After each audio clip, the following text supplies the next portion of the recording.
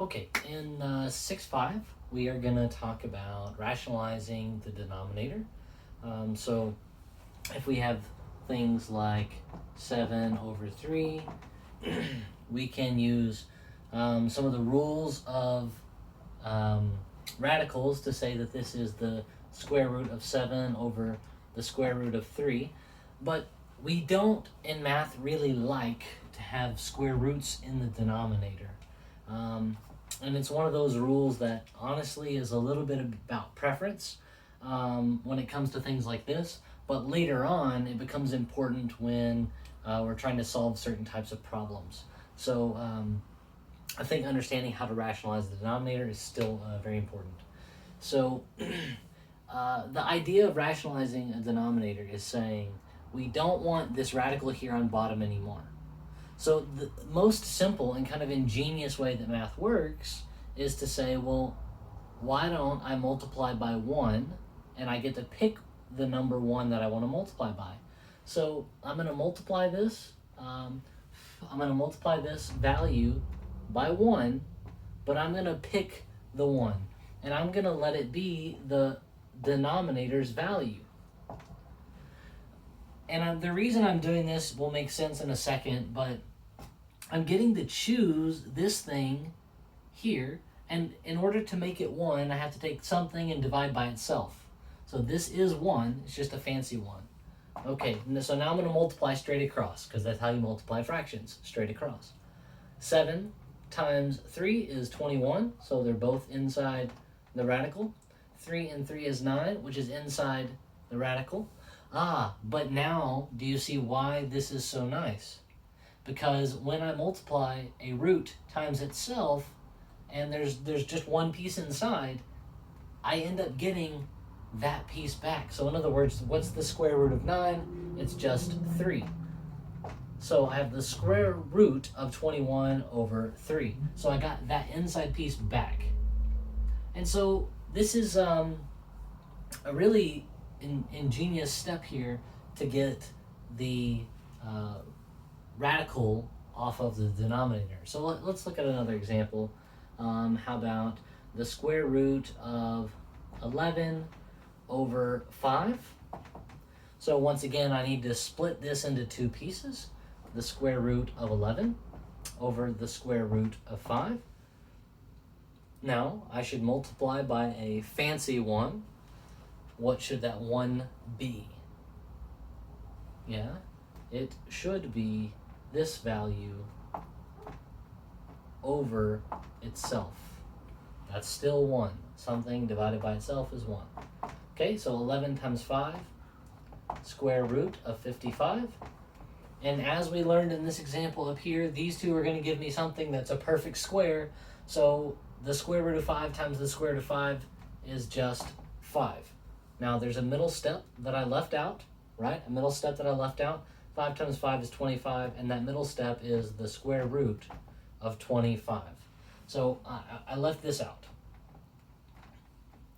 But the process is still the same. I just, this, boom. So I would encourage you, if you need, write it out this way. And if you don't, and you can see this step like this, then do it this way.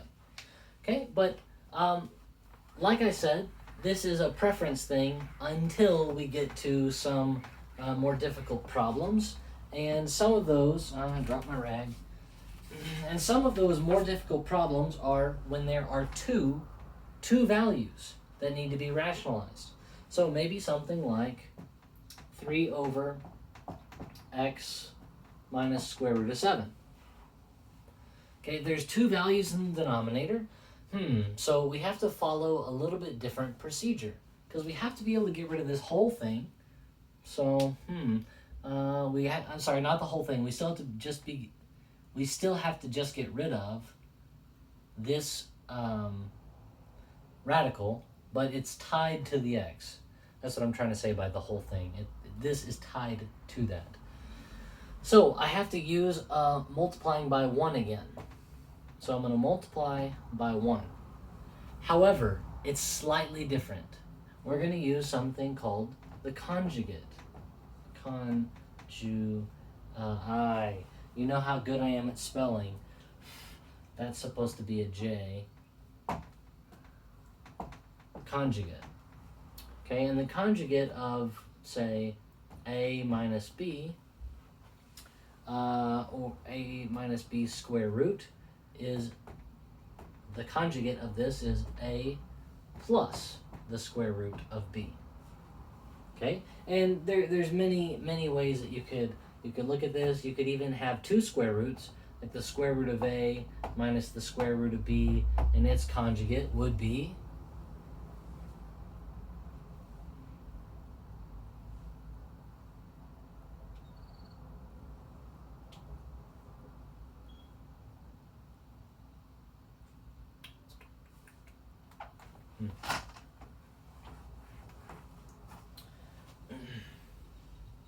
and we can even do things like the square root of a minus the square root of b, and its conjugate would be the square root of a plus the square root of b.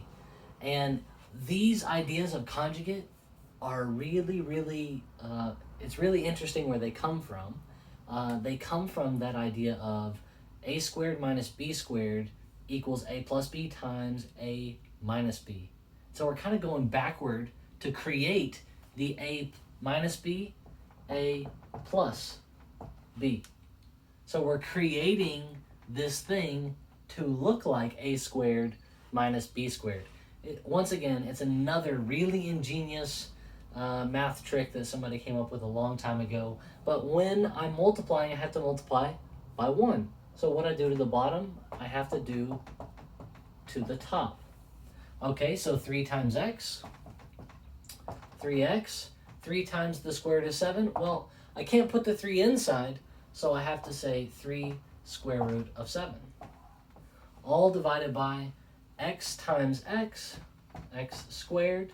Negative 7 times positive 7 is negative square root of 49. Now, if you notice, because of what I said a second ago, I skipped the middle pieces. Why did I skip the middle pieces? Because I already know that a minus b times a plus b is equal to a squared minus b squared. I just followed the rule from polynomials that I remembered a long time ago. Okay, and then what's the square root of 49?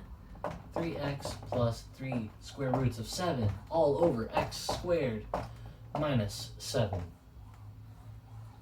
And so we have this new value with no roots in the bottom. So, and that's kind of the point. That's kind of what we're trying to do. So let's look at another example.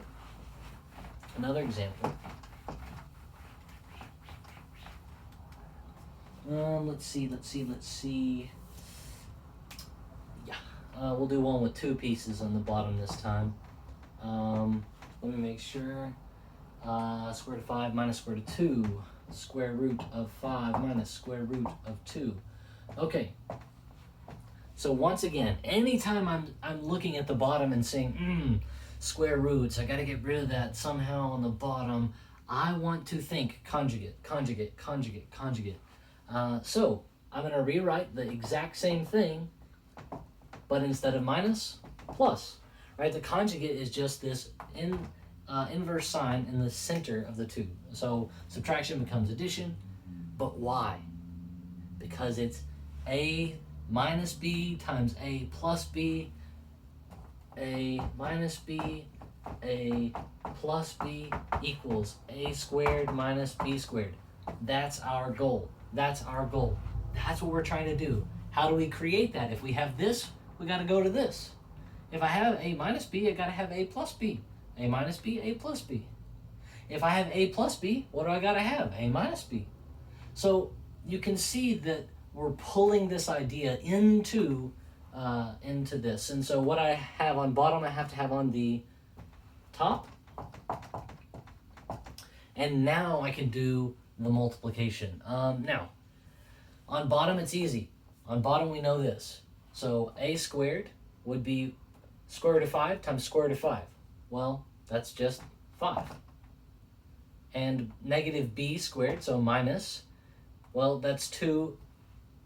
And square root of 2 times square root of 2 is just 2. So we know the bottom. Bottom's much easier now.